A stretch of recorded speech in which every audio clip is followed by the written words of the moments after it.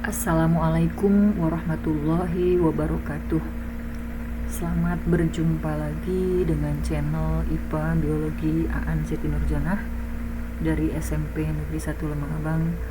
Kali ini saya ingin membahas tentang sistem reproduksi manusia, materi yang ada di kelas 9 semester ganjil.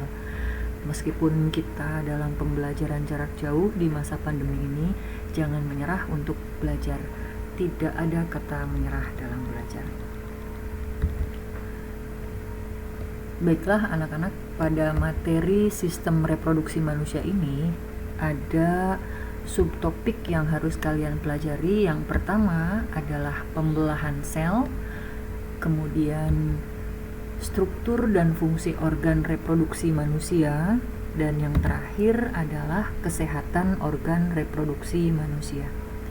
Di video part 1 ini sengaja saya hanya menghantarkan materi tentang pembelahan sel. Nanti untuk struktur dan fungsi organ reproduksi manusia ada di part kedua, sedangkan kesehatan organ reproduksi manusia ada di part ketiga dari video sistem reproduksi manusia. Pada pembelahan sel, kita tahu bahwa manusia itu memiliki triliunan sel. Pastinya kalian bertanya, mengapa sel perlu membelah? Jadi yang namanya sel itu mengalami proses pembelahan. Kira-kira punya tujuan apa ya pembelahan sel itu?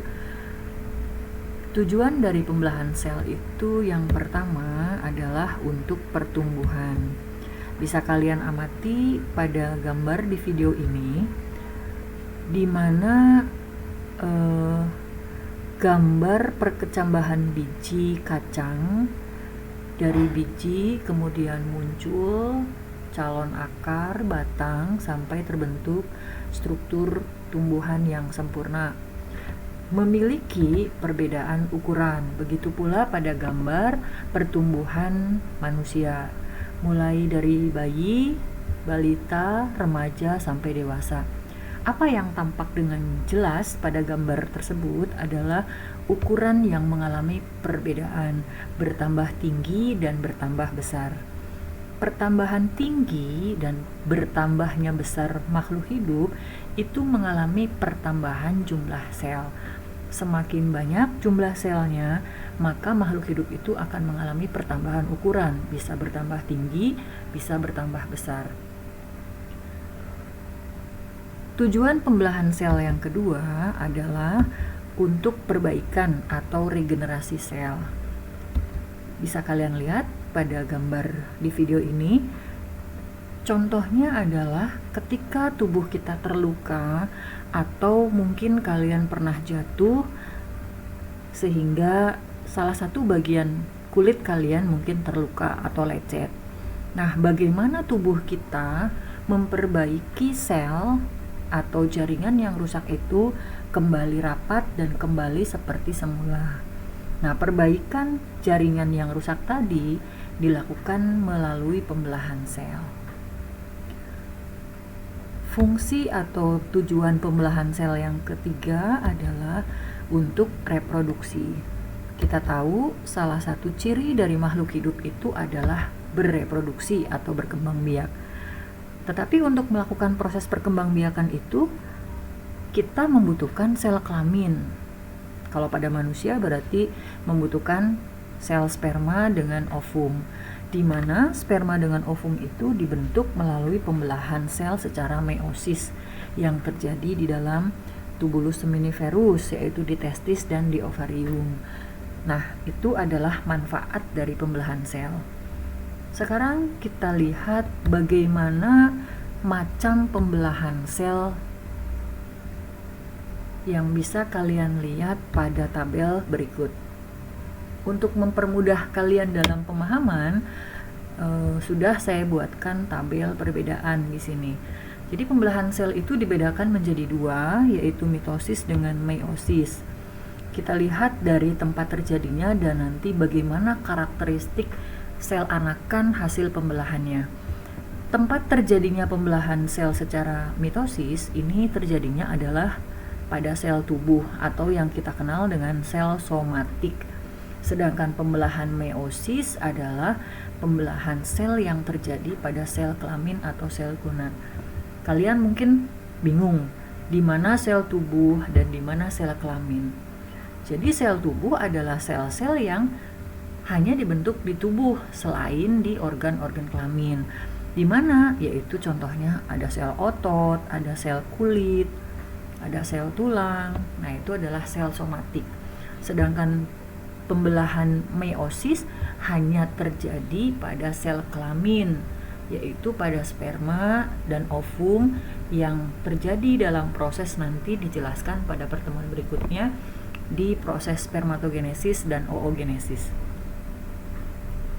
Kemudian kita lihat dari jumlah sel anak yang dihasilkan. Pada pembelahan mitosis itu akan dihasilkan 2 sel anak, sedangkan pada meiosis dihasilkan 4 sel anak. Bagaimana perbedaannya? 2 sel anak pada sel mitosis itu akan memiliki kromosom yang sama dengan jumlah kromosom sel induknya. Mungkin kalian bingung, apa itu kromosom? Nah, kromosom itu sebetulnya adalah materi dari genetika. Pada pembelahan mitosis ini sebetulnya bisa dikatakan sebagai pembelahan sel yang identik karena sel anaknya itu sama persis dengan sel induk. Misalnya, ketika kalian luka akan tumbuh sel-sel baru itu yang sama persis dengan sel induk yang rusaknya tadi gitu. Kemudian pembelahan meiosis adalah pembelahan yang menghasilkan sel anak dengan jumlah kromosom setengah atau separuh dari jumlah kromosom sel induknya. Ini pembelahan meiosis disebut juga dengan pembelahan reduksi karena mengalami pengurangan jumlah kromosom. Bagaimana tipe selnya pada pembelahan mitosis? Karena sel anaknya ini sama jumlah kromosomnya dengan sel induknya dan keadaan kromosomnya itu dalam keadaan berpasangan atau kita sebut dengan istilahnya diploid yang disimbolkan dengan 2N. Sedangkan pembelahan meiosis kromosomnya itu tidak dalam keadaan berpasangan atau yang kita sebut dengan haploid yang disimbolkan dengan N. Proses pembelahan mitosis berlangsung 1 kali, sedangkan meiosis berlangsung 2 kali. Bagaimana tahapannya? Pada mitosis tahapannya mulai dari profase, metafase, anafase, dan telofase. Sedangkan meiosis karena mengalami 2 kali pembelahan itu dibagi menjadi meiosis 1 dan meiosis 2. Meiosis 1 masing-masing memiliki tahapan atau memiliki fase yang urutannya sama dengan pembelahan mitosis, mulai dari profase 1, metafase 1, anafase 1, dan telofase 1. Pada tahap kedua kita sebut dengan meiosis 2 dengan urutannya adalah profase 2, metafase 2, dan anafase 2. Ini adalah tabel perbedaan pembelahan sel secara mitosis dan meiosis. Mari kita lanjutkan pada tahapan pembelahan. Bisa kalian lihat pada diagram versus yang sudah saya buat antara mitosis dengan meiosis. Kalian perhatikan secara prinsip atau karakter sel anak pada mitosis itu akan dihasilkan 2 sel anak baru dengan jumlah kromosom sama dengan kromosom induknya, sehingga mitosis disebut dengan pembelahan identik karena sel-selnya identik. Sedangkan meiosis dari 1 sel induk, pada saat meiosis pertama dihasilkan 2 sel anak, dilanjutkan pada tahap meiosis kedua dihasilkan 4 sel anak. Kalau kalian perhatikan pada diagram tersebut, jumlah kromosomnya sudah mengalami pengurangan. Karena induknya 46, pada sel anaknya adalah 23 kromosom, sehingga meiosis ini disebut dengan pembelahan reduksi. Kenapa?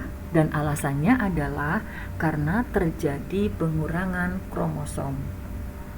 Kita lihat pada tahapan pembelahan mitosis secara berurutan. Silakan kalian perhatikan dengan teliti, sel di awal pada tahap profase ini sel tubuh, misalnya di sel otot atau sel kulit gitu ya. Sel ini kan memiliki inti sel, di mana inti selnya memiliki membran. Pada sel itu ada sentrosom yang akan membelah menjadi sentriol, berada di dua kutub yang berbeda, dihubungkan dengan benang-benang spindle. Ciri pada tahap profase itu adalah mulai rusaknya atau memudarnya membran inti sel atau membran nukleus. Kemudian membelahnya sentromer membentuk benang-benang spindle. Kemudian kromatin mulai memendek membentuk kromosom. Ini ciri pada tahap profase.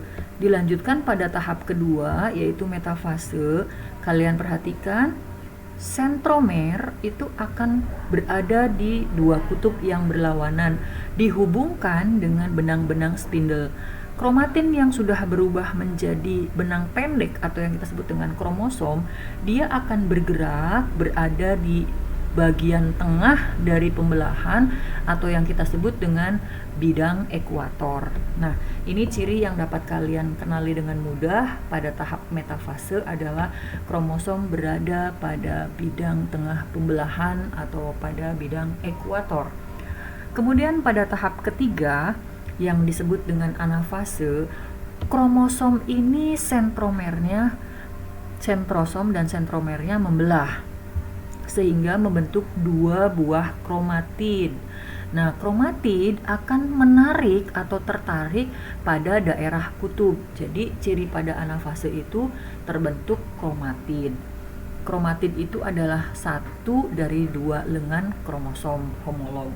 Kemudian dilanjutkan dengan tahap telofase. Nah, di sini sudah mulai terbentuk cincin pembelahan yang membagi dua sitoplasma atau yang kita kenal dengan sitokinesis. Kemudian kromatid yang sudah berada di bidang pembelahan sudah mendekat ke arah kutub, dia akan memanjang membentuk benang-benang kromatin. Kemudian dinding nukleus mulai terbentuk dan sentromer sudah mulai menghilang. Baru terjadi pemisahan sitoplasma atau sitokinesis tadi. Hasilnya adalah dua sel anak yang identik. Nah, itu adalah tahapan pada mitosis. Bagaimana tahapan pada meiosis? Bisa kalian lihat dan perhatikan perbedaannya. Pada pembelahan meiosis, ada dua kali pembelahan yang kita bagi menjadi meiosis 1 dan meiosis 2. Perhatikan pada gambar meiosis 1. Tahapannya atau urutannya sama dengan urutan pembelahan mitosis. Profase 1, metafase 1, anafase 1, dan telofase 1. Dengan proses yang sama persis. Kita bisa perhatikan tanpa harus mengulang. Di sini di profase 1 sudah mulai memudar membran intinya, terbentuk benang-benang spindle. Kemudian kromosom sudah berada di tengah bidang ekuator pada tahap metafase. Kromatid bergerak menuju kutub yang berlawanan, terbelah menjadi dua anak atau dua sel anak yang baru. Dilanjutkan pada tahap meiosis kedua, di mana masing-masing sel anak yang terbentuk itu akan mengalami tahapan pembelahan berikutnya. Kromosomnya membebaskan diri, berada di bidang ekuator pada metafase kedua. Kemudian kromosom itu membelah menjadi kromatid, berada di kutub masing-masing. Masing-masing sel akan mengalami pembelahan secara sitokinesis menjadi dua, sehingga hasil akhir dari pembelahan meiosis adalah 4 sel anak. Kalau kalian perhatikan di sini bagaimana jumlah kromosomnya, sebetulnya bukan kromosom ya, tapi kromatin. Tetapi jumlah kromosom ini sudah separuh. Jadi ketika pada sel induknya itu 46 buah, maka di telofase 2 itu sel anak sudah memiliki kromosom separuh, berarti 23 kromosom. Nah, demikian video pembelajaran part 1 tentang pembelahan sel. Selamat belajar. Sampai bertemu di video kedua dan ketiga pada materi sistem reproduksi manusia. Sampai jumpa kembali di channel IPA Aan Siti Nurjana.